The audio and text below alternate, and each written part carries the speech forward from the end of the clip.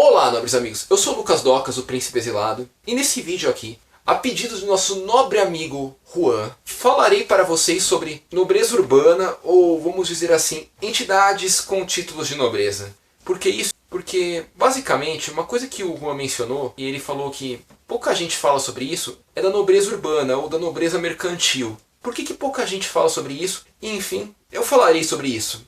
Nobre amigo, você não ficará desamparado.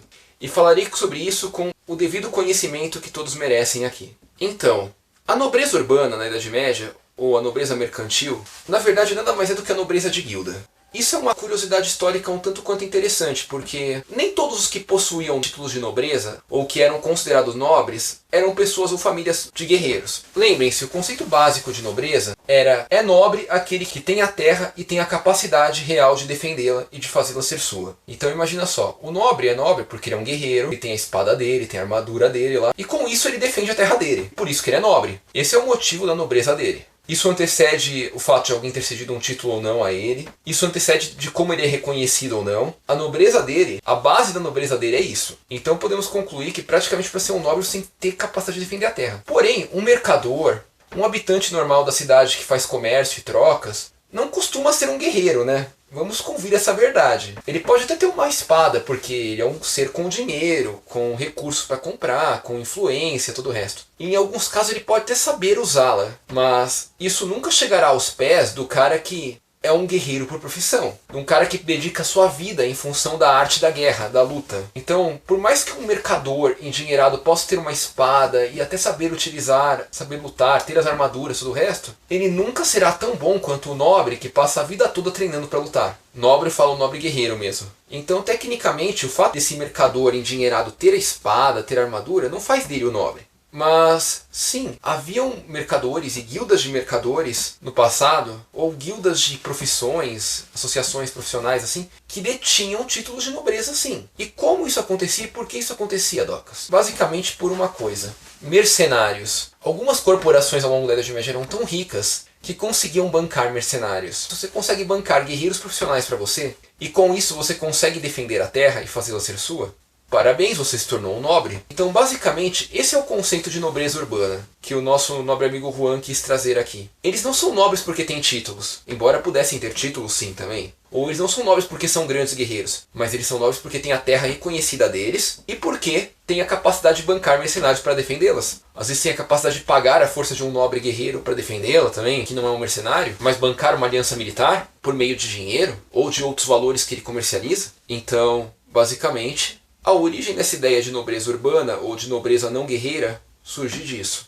Estamos falando de uma nobreza verdadeira, uma nobreza que tem terra, que tem poder, que tem feudo próprio, coisa assim. E o que normalmente acontecia nessas situações? Geralmente, quem conseguisse bancar o mercenário, os mercenários para defender a terra, era que ficava com o título. E nem sempre essa nobreza caía sobre uma pessoa física, sob a personalidade de um mercador que era chefe de uma família muito poderosa. Poderia ser, mas poderia também recair sobre a pessoa jurídica da guilda ou associação ou corporação.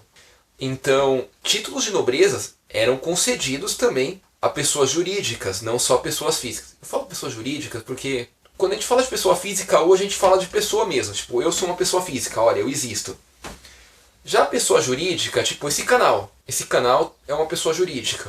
É uma entidade. A ideia de pessoa jurídica é uma entidade, por exemplo, entendeu? Então, no caso, uma guilda era uma entidade, era uma pessoa jurídica. Uma empresa é uma entidade hoje, é uma pessoa jurídica. Uma ONG é uma entidade hoje, é uma pessoa jurídica. Mas não é uma pessoa, por isso o termo pessoa jurídica. Para efeito de jurisdição ser tratado como uma pessoa, mas na prática ser reconhecido como o que é de verdade, que não é uma pessoa. Então o que podemos dizer é que essa nobreza urbana muitas vezes recaía sobre as associações, sobre as entidades, e não sobre pessoas físicas reais. Então muitas vezes, por exemplo, a Associação dos Mercadores de Veneza, dos Comerciantes Marítimos de Veneza, detinha o título do Reino de Veneza. Então, não havia um rei físico lá, mas a associação detinha esse título.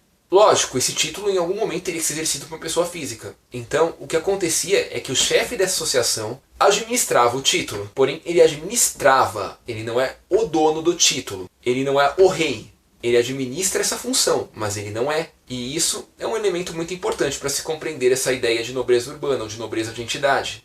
Em alguns casos, a entidade poderia ser a cidade ou o conselho que administrava ela, e isso era mais comum até do que parece durante a Idade Média. Mas lembrando, sim, haviam nobres que não eram pessoas físicas. E sim, haviam nobres que eram pessoas físicas, mas que não eram guerreiros também. E neste caso, a força deles advinham do poder financeiro, que detinha a capacidade de pagar um poder militar para manter as terras e funções que eles detinham. Então, acho que por esse vídeo é isso, nobres amigos. Não sei se há muito mais a falar sobre o assunto. É uma curiosidade histórica bem interessante de saber que empresas e corporações poderiam ser consideradas nobres ao longo da Idade Média, assim como cidades, assim como conselhos e outras coisas assim, poderiam deter um título e um direito de administrá-lo, que recaía sobre seu líder, mas que ele era um administrador de tal título e não o seu legítimo dono. E como qualquer administrador, tal coisa não era hereditária, mas sim o critério que definisse o administrador que definiria quem o administraria também. Então, se vocês gostaram, por favor, deixe seu joinha, que ajuda muita gente. Não é inscrito? Se inscreva, ajuda mais ainda. E uma outra coisa, nobres amigos, gostou desse vídeo e gostaria que mais gente pudesse vê-lo? Peço que por favor divulgue ele em suas mídias sociais. O YouTube, infelizmente, está cortando nosso alcance. Então, se você fizer isso, permitirá que mais gente possa vê-lo. Obrigado e até a próxima!